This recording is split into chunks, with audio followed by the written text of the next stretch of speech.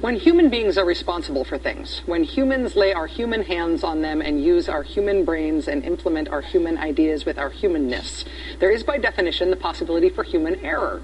You can say your safety assurances are superhuman, but unless your safety experts are from the planet Krypton, nothing you as a human, nothing you can do will ever overcome the possibility of human error. Accidents happen, mistakes happen, they happen all the time. And sometimes they happen all the time in the same place.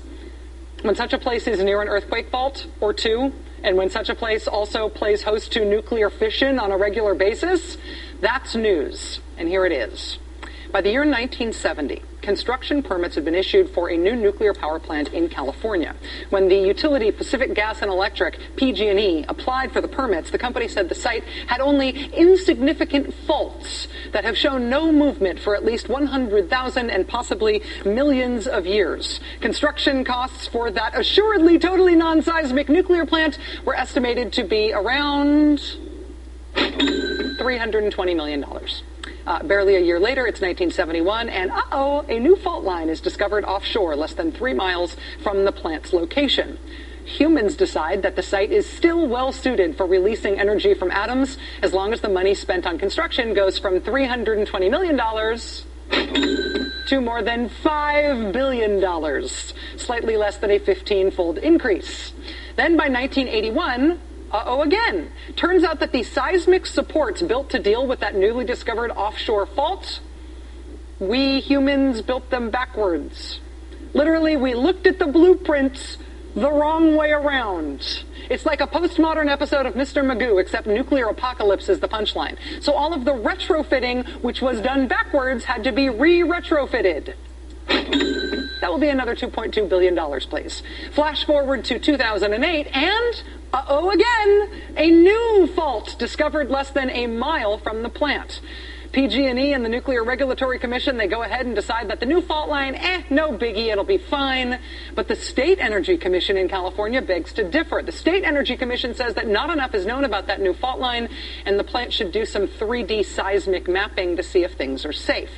That was 3 years ago, and no, they still haven't done the seismic mapping. But they have been running this star-crossed, human error-riddled nuclear reactor all along. And then Japan happened. And when Japan happened, California's Lieutenant Governor Gavin Newsom went on TV to draw attention to the safety shortcomings at this godforsaken California nuclear plant.